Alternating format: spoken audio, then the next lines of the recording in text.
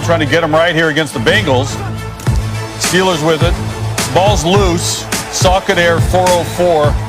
Josh Bynes recovers for the Bengals. Here it was. Roethlisberger just the exchange doesn't work out. Bengals hit a field goal. It's 3-0. All right, before the game, Juju Smith-Schuster out there. A little pregame thing with Chase Claypool, putting it on TikTok for the kids. Late stages of the first quarter. You will pay for your transgression. Smith-Schuster gets banged up by Von Bell. Jordan Evans recovers it. They first whistled it incomplete. Then they said, no, he completed the catch. Ball's down and out. Bengals take over. And here they come. Bengals driving. Now they're down deep, 1st and goal. Giovanni Bernard, as Ben's looking on. Kicks it outside, little juke, and he's in. And the Bengals are out front 10-0. Later second quarter, Steelers on a 3rd and 14. Roethlisberger trying to make something happen here. But it's Mackenzie Alexander the other way. Steelers also get flagged for a late hit on the play. Struggling on offense. The late hit there. Bengals take over again. All right, Bengals 2nd and 9, Steelers 14. And it's Bernard. Little circle route. And that's when he became resident. 17-0 at the half. Steelers had their worst first half of the season on offense. Ben Roethlisberger, as the starting quarterback, was 7 pass yards, 1.4 yards per play. Third quarter, though, Steelers get it going a bit. 3rd and 3, they're at their own 40. Chase Claypool's had a big season. Short little pass, good block in front. 37 yards, finally pushed out of bounds. Steelers moving the sticks. Very next play, Roethlisberger. Nice ball for Deontay Johnson right there. And the Steelers are within 10. Ben pumped up about it, has his team back in the game. Now Benny Snell Jr. Good game for the Steelers. Back in business. They hit a field goal. So they're within a score, closing in on the Bengals. Fourth quarter, same score. Whatever that was, Bengals. 3rd and 5. Ryan Finley. Little quarterback draw. First down. Later, now it's 2nd and 2. Down to the Steelers 23.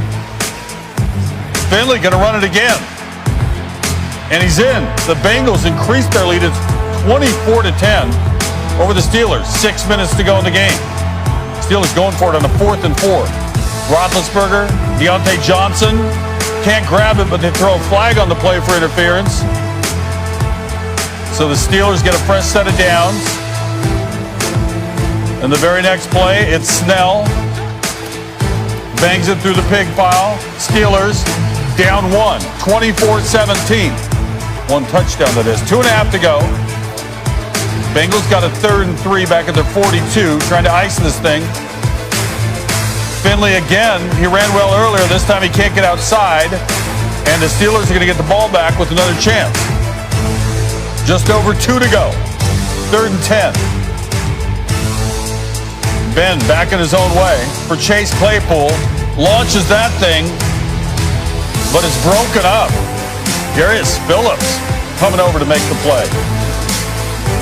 Last chance for the Steelers now. A 4th and 10. And Big Ben too high with this one. The Bengals shocked the Steelers here on Monday Night Football. That is 3 straight losses after an 11-0 start. They're averaging 10 fewer points per game now across this 3-game losing streak. They've scored under 20 points in 4 straight games for the first time since Big Ben's rookie season. The turnover margin also a big concern. 3 straight losses, a concern to the coach for sure. In regards to the game, just not good enough for us. The performance speaks for itself, man. We turned the ball over at the early portions of the game. You can't do that. You can't do that versus anybody. We gave them the short field 3 times in the first half or so. And so it was an uphill battle the rest of the way because of that. They were able to, hide the ball a little bit because of those circumstances. I thought they had a good plan. You got to tip your cap to them, particularly with some of the quarterback design runs that were able to keep us off balance and minimize some of the things that we were able to do on possession downs. And so I want to give them credit. But largely, man, we got a lot of work to do. We're not a good football group right now. And so we understand the consequences that come with that. We're working on a short week. We got to be better than what we've been. And that's just the reality of it. From a health standpoint, Derek Watt had a concussion, wasn't able to come back. Ebron had a back injury, is being evaluated. He wasn't able to come back. And Marcus Allen had a stinger that he was able to come back from. Questions? Dale Lawley. Well, let's dive a little deeper into this losing streak for Pittsburgh. It started week 13 against the Steelers, led 14-0, marking their second largest blown lead at home in team history. And then last Sunday night, the Steelers were simply outclassed in Buffalo by a very good Bills team. They were held to less than 20 points for a third straight game. That's the longest streak with Big Ben as quarterback since 2013. And just tonight, the Steelers just dug themselves too big of a hole against the Bengals on the road. They managed just 7 first-half passing yards, their fewest ever in a Ben Roethlisberger start. All right, time now for our T-Mobile post-game coverage, and we go back to Cincinnati. We've got Brian Greasy and Lou Riddick hanging out with us, and I want to talk about the game specifically, guys, and then we got to pull it back and do a big-picture evaluation here. And Brian, I'm going to start with you. Big Ben goes 20 for 38, 170 yards passing, 1 touchdown, 1 pick. But early in this game, some of those throws he were making, seemingly they had zero chance of getting anywhere near a completion, and next thing you know, they've got to score points, and they can't do it. What happened with that offense? Yeah, the first half was ugly, Michael, and Ben didn't play well. And he'll be the first to tell you in the post-game presser that he didn't play well. He didn't see the field well in the first half. He contributed to 2 turnovers, the 1 interception to Mackenzie Alexander. He didn't see him, or he tried to force it past him, and it was just a bad read, bad play. Then the center quarterback exchange was on him as well. So they rallied in the second half, but they were not able to overcome the poor play offensively, and in particular Ben Roethlisberger and those 3 turnovers in the first half. Yeah, I mean, look, for Ben Roethlisberger, he knew he had to play well. He knew he had to really pick it up and kind of like put the team on his shoulders, although they're better when they're more well-rounded and they're more multiple. But he knows that this offense is only going to go as far as he takes them. It was a little bit too little too late.